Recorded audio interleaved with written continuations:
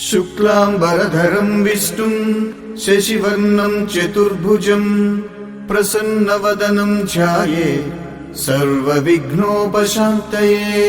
अगजानन पद्मार्कं गजाननमहर्निशम् अनेकदं तं भक्तानाम् एकदन्तमुपास्महे। शुक्लांबरधरं विष्णुं शशिवर्णं चतुर्भुजं प्रसन्नवदनं ध्यायेत् सर्वविघ्नोपशान्तये। अगजानन पद्मार्कं गजाननमहर्निशम् अनेकदं तं भक्तानाम् एकदन्तमुपास्महे। शुक्लांबरधरं विष्णुं शशिवर्णं चतुर्भुजं प्रसन्नवदनं ध्यायेत् सर्वविघ्नोपशान्तये।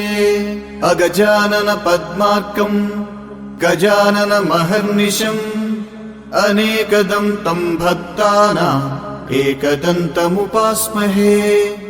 शुक्लांबरधरं विष्णुं शशिवर्णं चतुर्भुजं प्रसन्नवदनं ध्यायेत् सर्वविघ्नोपशान्तये।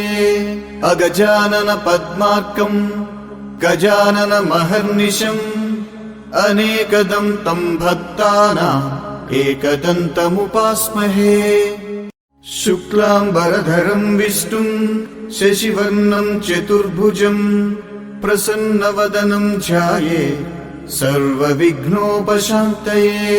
अगजानन पद्मार्कं गजाननमहर्निशम् अनेकदं तं भक्तानाम् एकदन्तमुपास्महे। शुक्लांबरधरं विष्णुं शशिवर्णं चतुर्भुजं प्रसन्नवदनं ध्यायेत् सर्वविघ्नोपशान्तये। अगजानन पद्मार्कं गजाननमहर्निशम् अनेकदं तं भक्तानाम् एकदन्तमुपास्महे। शुक्लांबरधरं विष्णुं शशिवर्णं चतुर्भुजं प्रसन्नवदनं ध्यायेत् सर्वविघ्नोपशान्तये। अगजानन पद्मार्कं गजाननमहर्निशम् अनेकदं तं भक्तानाम् एकदन्तमुपास्महे। शुक्लांबरधरं विष्णुं शशिवर्णं चतुर्भुजं प्रसन्नवदनं ध्यायेत् सर्वविघ्नोपशान्तये। अगजानन पद्मार्कं गजाननमहर्निशम् अनेकदं तं भक्तानाम् एकदन्तमुपास्महे। शुक्लांबरधरं विष्णुं शशिवर्णं चतुर्भुजं प्रसन्नवदनं ध्यायेत् सर्वविघ्नोपशान्तये। अगजानन पद्मार्कं गजाननमहर्निशम् अनेकदं तं भक्तानाम् एकदन्तमुपास्महे। शुक्लांबरधरं विष्णुं शशिवर्णं चतुर्भुजं प्रसन्नवदनं ध्यायेत् सर्वविघ्नोपशान्तये।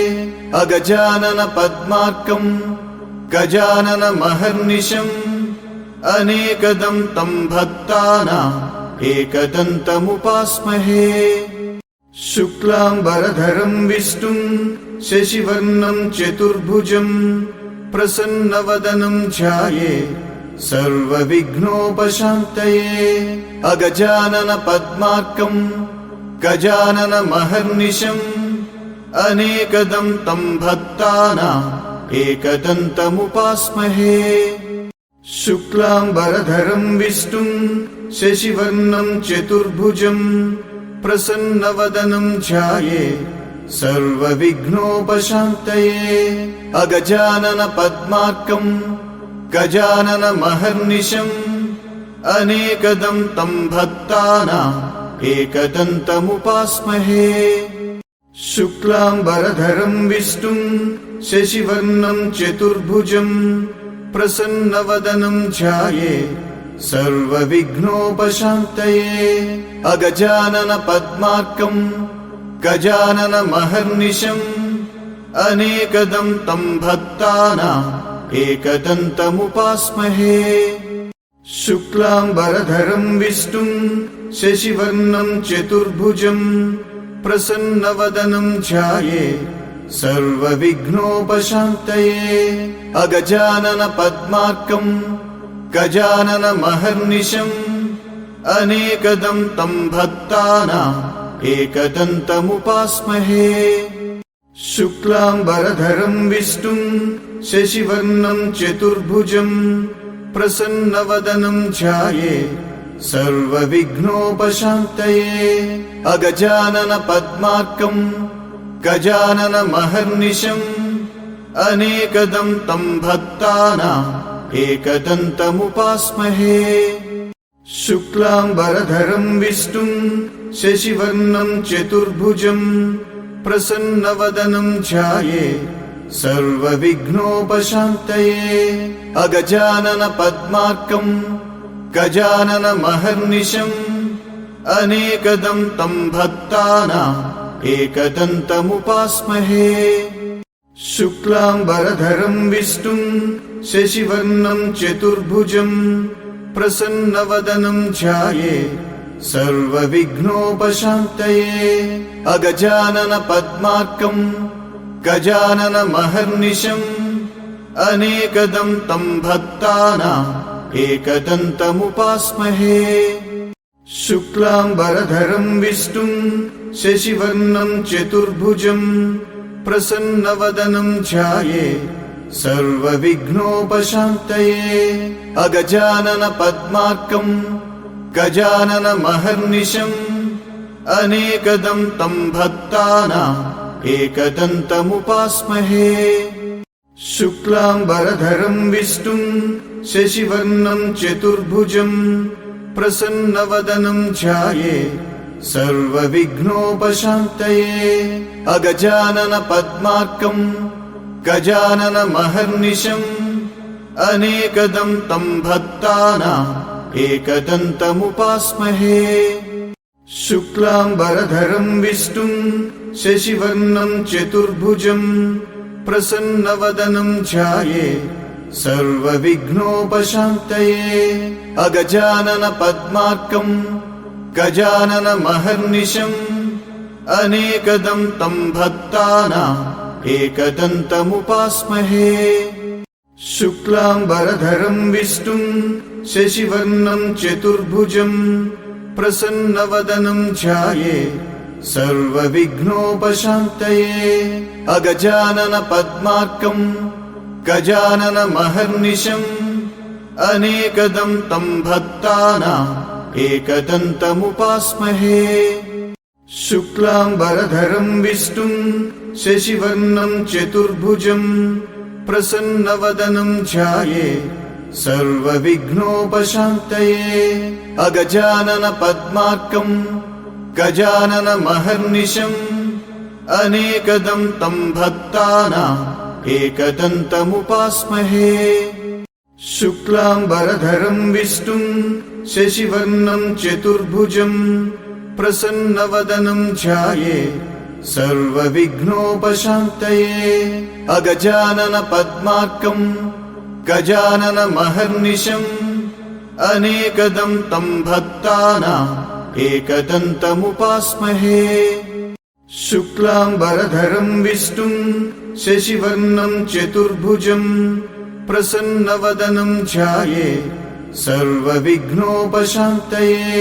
अगजाननपद्मार्कं गजाननमहर्निशम् अनेकदं तं भक्तानाम् एकदन्तमुपास्महे। शुक्लाम्बरधरं विष्णुं शशिवर्णं चतुर्भुजं प्रसन्नवदनं ध्यायेत् सर्वविघ्नोपशान्तये। अगजाननपद्मार्कं गजाननमहर्निशम् अनेकदं तं भक्तानाम् एकदन्तमुपास्महे। शुक्लाम्बरधरं विष्णुं शशिवर्णं चतुर्भुजं प्रसन्नवदनं ध्यायेत् सर्वविघ्नोपशान्तये।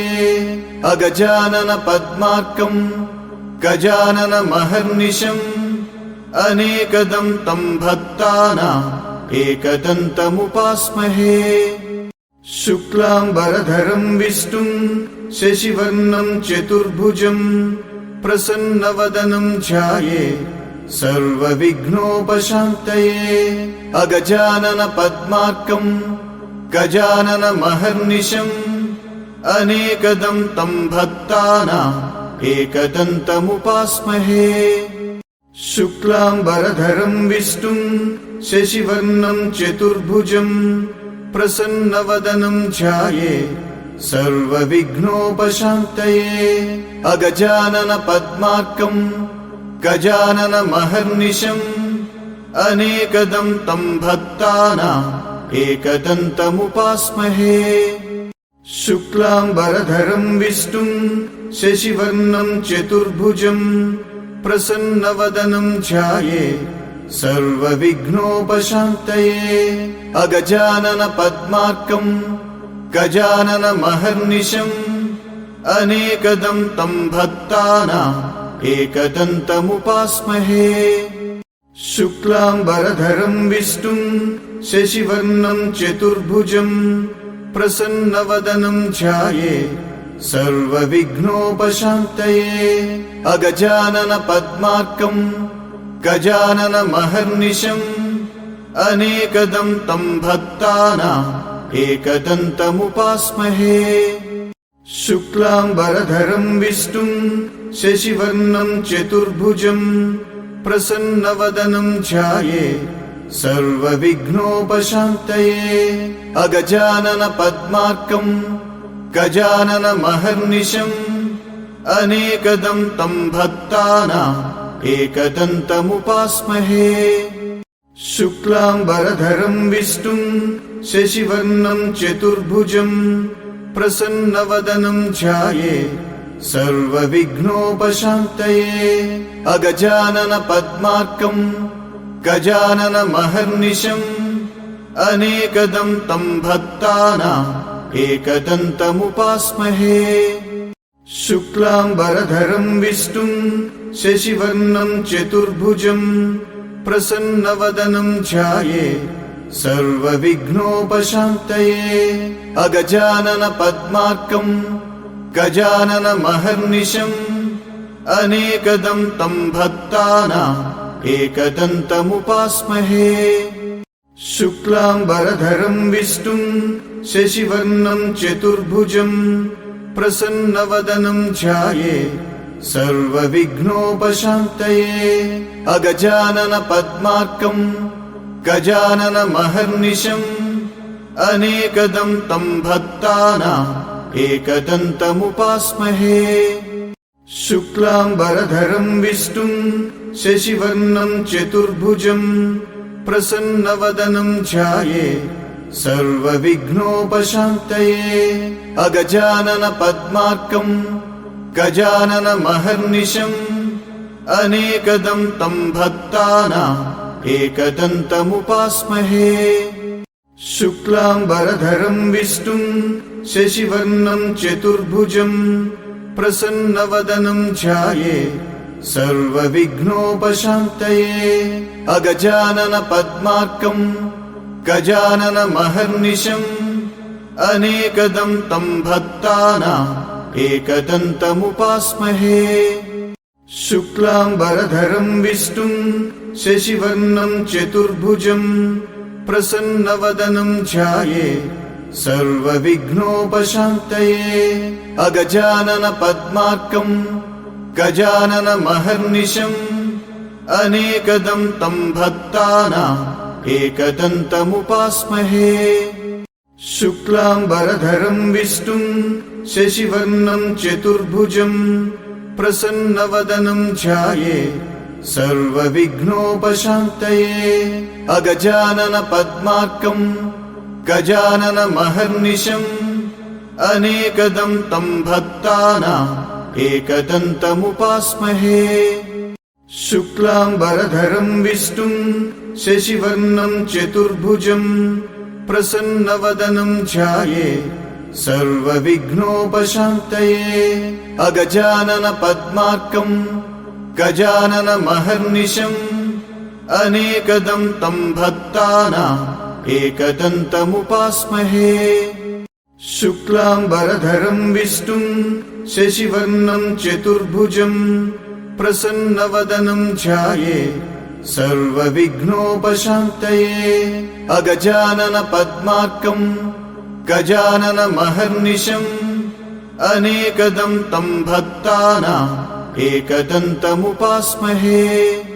शुक्लाम्बरधरं विष्णुं शशिवर्णं चतुर्भुजं प्रसन्नवदनं ध्यायेत् सर्वविघ्नोपशान्तये। अगजानन पद्मार्कं गजाननमहर्निशम् अनेकदं तं भक्तानाम् एकदन्तमुपास्महे। शुक्लाम्बरधरं विष्णुं शशिवर्णं चतुर्भुजं प्रसन्नवदनं ध्यायेत् सर्वविघ्नोपशान्तये। अगजानन पद्मार्कं गजाननमहर्निशम् अनेकदं तं भक्तानाम् एकदन्तमुपास्महे। शुक्लाम्बरधरं विष्णुं शशिवर्णं चतुर्भुजं प्रसन्नवदनं ध्यायेत् सर्वविघ्नोपशान्तये। अगजानन पद्मार्कं गजाननमहर्निशम् अनेकदं तं भक्तानाम् एकदन्तमुपास्महे। शुक्लाम्बरधरं विष्णुं शशिवर्णं चतुर्भुजं प्रसन्नवदनं ध्यायेत् सर्वविघ्नोपशान्तये। अगजानन पद्मार्कं गजाननमहर्निशम् अनेकदं तं भक्तानाम् एकदन्तमुपास्महे। शुक्लाम्बरधरं विष्णुं शशिवर्णं चतुर्भुजं प्रसन्नवदनं ध्यायेत् सर्वविघ्नोपशान्तये। अगजानन पद्मार्कं गजाननमहर्निशम् अनेकदं तं भक्तानाम् एकदन्तमुपास्महे। शुक्लाम्बरधरं विष्णुं शशिवर्णं चतुर्भुजं प्रसन्नवदनं ध्यायेत् सर्वविघ्नोपशान्तये। अगजानन पद्मार्कं गजाननमहर्निशम् अनेकदं तं भक्तानाम् एकदन्तमुपास्महे। शुक्लाम्बरधरं विष्णुं शशिवर्णं चतुर्भुजं प्रसन्नवदनं ध्यायेत् सर्वविघ्नोपशान्तये। अगजानन पद्मार्कं गजाननमहर्निशम् अनेकदं तं भक्तानाम् एकदन्तमुपास्महे। शुक्लाम्बरधरं विष्णुं शशिवर्णं चतुर्भुजं प्रसन्नवदनं ध्यायेत् सर्वविघ्नोपशान्तये। अगजानन पद्मार्कं गजाननमहर्निशम् अनेकदं तं भक्तानाम् एकदन्तमुपास्महे। शुक्लाम्बरधरं विष्णुं शशिवर्णं चतुर्भुजं प्रसन्नवदनं ध्यायेत् सर्वविघ्नोपशान्तये। अगजानन पद्मार्कं गजाननमहर्निशम् अनेकदं तं भक्तानाम् एकदन्तमुपास्महे। शुक्लाम्बरधरं विष्णुं शशिवर्णं चतुर्भुजं प्रसन्नवदनं ध्यायेत् सर्वविघ्नोपशान्तये। अगजानन पद्मार्कं गजाननमहर्निशम् अनेकदं तं भक्तानाम् एकदन्तमुपास्महे। शुक्लाम्बरधरं विष्णुं शशिवर्णं चतुर्भुजं प्रसन्नवदनं ध्यायेत् सर्वविघ्नोपशान्तये। अगजानन पद्मार्कं गजाननमहर्निशम् अनेकदं तं भक्तानाम् एकदन्तमुपास्महे। शुक्लाम्बरधरं विष्णुं शशिवर्णं चतुर्भुजं प्रसन्नवदनं ध्यायेत् सर्वविघ्नोपशान्तये। अगजानन पद्मार्कं गजाननमहर्निशम् अनेकदं तं भक्तानाम् एकदन्तमुपास्महे।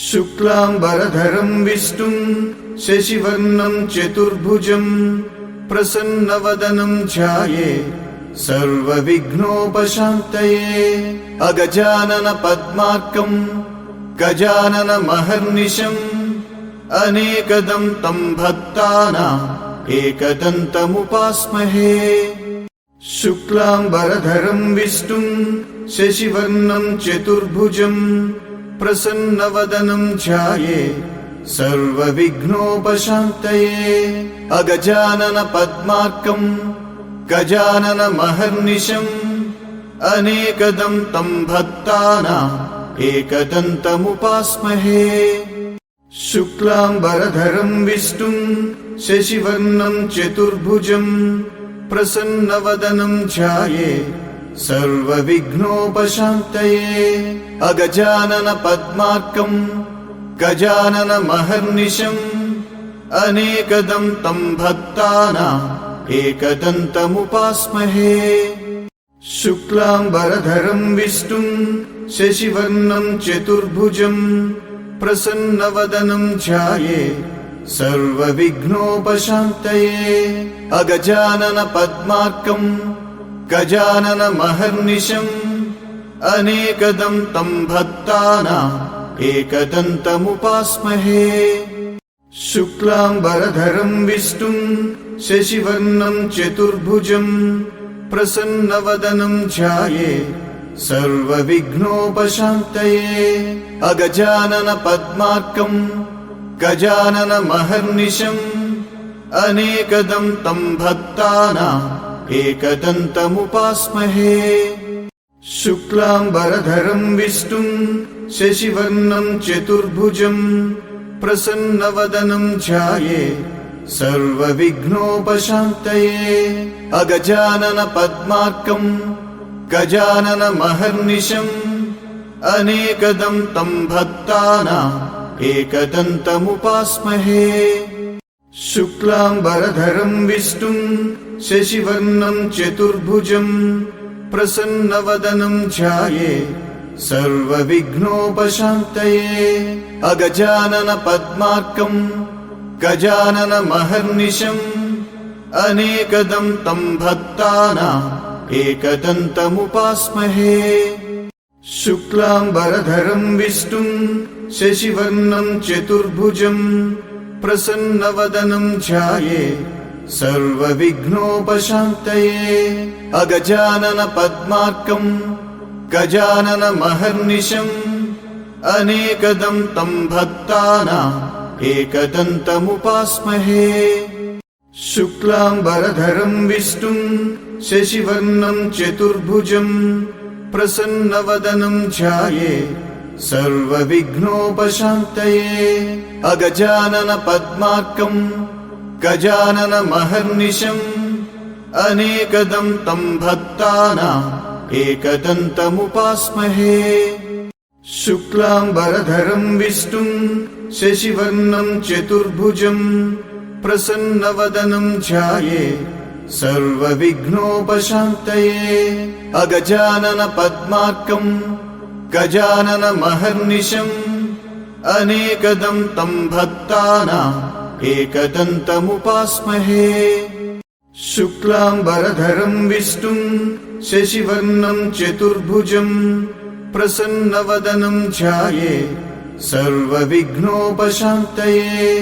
अगजानन पद्मार्कं गजाननमहर्निशम् अनेकदं तं भक्तानाम् एकदन्तमुपास्महे शुक्लाम्बरधरं विष्णुं शशिवर्णं चतुर्भुजं शुक्लाम्बरधरं विष्णुं शशिवर्णं चतुर्भुजं प्रसन्नवदनं ध्यायेत् सर्वविघ्नोपशान्तये अगजानन पद्मार्कं गजाननमहर्निशम् अनेकदं तं भक्तानाम् एकदन्तमुपास्महे शुक्लाम्बरधरं विष्णुं शशिवर्णं चतुर्भुजं प्रसन्नवदनं ध्यायेत् सर्वविघ्नोपशान्तये अगजानन पद्मार्कं गजाननमहर्निशम् अनेकदं तं भक्तानाम् एकदन्तमुपास्महे शुक्लाम्बरधरं विष्णुं शशिवर्णं चतुर्भुजं प्रसन्नवदनं ध्यायेत् सर्वविघ्नोपशान्तये। अगजाननपद्मार्कं गजाननमहर्निशम् अनेकदं तं भक्तानाम् एकदन्तमुपास्महे। शुक्लाम्बरधरं विष्णुं शशिवर्णं चतुर्भुजं प्रसन्नवदनं ध्यायेत् सर्वविघ्नोपशान्तये। अगजाननपद्मार्कं गजाननमहर्निशम् अनेकदं तं भक्तानाम् एकदन्तमुपास्महे। शुक्लाम्बरधरं विष्णुं शशिवर्णं चतुर्भुजं प्रसन्नवदनं ध्यायेत् सर्वविघ्नोपशान्तये। अगजाननपद्मार्कं गजाननमहर्निशम् अनेकदं तं भक्तानाम् एकदन्तमुपास्महे। शुक्लाम्बरधरं विष्णुं शशिवर्णं चतुर्भुजं प्रसन्नवदनं ध्यायेत् सर्वविघ्नोपशान्तये। अगजाननपद्मार्कं गजाननमहर्निशम् अनेकदं तं भक्तानाम् एकदन्तमुपास्महे। शुक्लाम्बरधरं विष्णुं शशिवर्णं चतुर्भुजं प्रसन्नवदनं ध्यायेत् सर्वविघ्नोपशान्तये। अगजाननपद्मार्कं गजाननमहर्निशम् अनेकदं तं भक्तानाम् एकदन्तमुपास्महे। शुक्लाम्बरधरं विष्णुं शशिवर्णं चतुर्भुजं प्रसन्नवदनं ध्यायेत् सर्वविघ्नोपशान्तये। अगजाननपद्मार्कं गजाननमहर्निशम् अनेकदं तं भक्तानाम् एकदन्तमुपास्महे। शुक्लाम्बरधरं विष्णुं शशिवर्णं चतुर्भुजं प्रसन्नवदनं ध्यायेत् सर्वविघ्नोपशान्तये। अगजाननपद्मार्कं गजाननमहर्निशम् अनेकदं तं भक्तानाम् एकदन्तमुपास्महे। शुक्लाम्बरधरं विष्णुं शशिवर्णं चतुर्भुजं प्रसन्नवदनं ध्यायेत् सर्वविघ्नोपशान्तये। अगजाननपद्मार्कं गजाननमहर्निशम् अनेकदं तं भक्तानाम् एकदन्तमुपास्महे। शुक्लाम्बरधरं विष्णुं शशिवर्णं चतुर्भुजं प्रसन्नवदनं ध्यायेत् सर्वविघ्नोपशान्तये। अगजाननपद्मार्कं गजाननमहर्निशम् अनेकदं तं भक्तानाम् एकदन्तमुपास्महे। शुक्लाम्बरधरं विष्णुं शशिवर्णं चतुर्भुजं प्रसन्नवदनं ध्यायेत् सर्वविघ्नोपशान्तये। अगजाननपद्मार्कं गजाननमहर्निशम् अनेकदं तं भक्तानाम् एकदन्तमुपास्महे। शुक्लाम्बरधरं विष्णुं शशिवर्णं चतुर्भुजं प्रसन्नवदनं ध्यायेत् सर्वविघ्नोपशान्तये। अगजाननपद्मार्कं गजाननमहर्निशम् अनेकदं तं भक्तानाम् एकदन्तमुपास्महे। शुक्लाम्बरधरं विष्णुं शशिवर्णं चतुर्भुजं प्रसन्नवदनं ध्यायेत् सर्वविघ्नोपशान्तये। अगजाननपद्मार्कं गजाननमहर्निशम् अनेकदं तं भक्तानाम् एकदन्तमुपास्महे। शुक्लाम्बरधरं विष्णुं शशिवर्णं चतुर्भुजं प्रसन्नवदनं ध्यायेत् सर्वविघ्नोपशान्तये। अगजाननपद्मार्कं गजाननमहर्निशम् अनेकदं तं भक्तानाम् एकदन्तमुपास्महे।